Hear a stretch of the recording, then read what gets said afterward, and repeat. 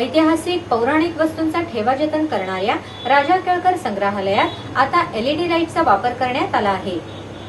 सध्या संग्रहालयाच्या एल पॅसेजमध्ये ही सिस्टीम वापरण्यात आली आहे। केळकर संग्रहालयाला दरवर्षी पुणे महानगरपालिकेकडून देणगी मिळते। त्या देणगीतूनच ही LED लाईट सिस्टीम बसवण्यात आली आहे। या ठिकाणी पूर्वी नॉर्मल लाईट होते।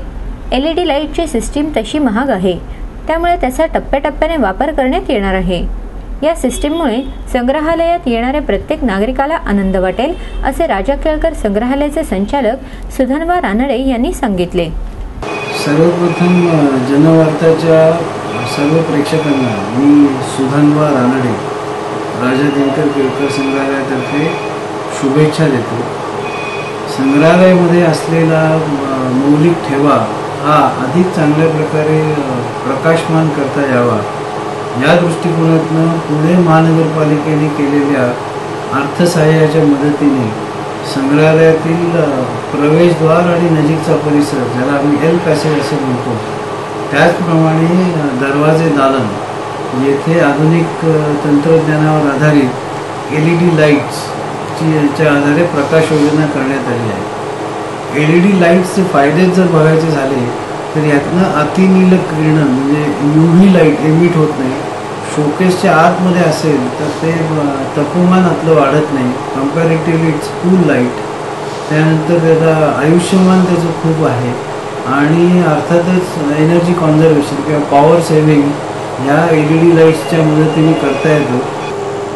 महानगरपालिका संग्रहालयाच्या पाठीशी सदैव उभी आहेच।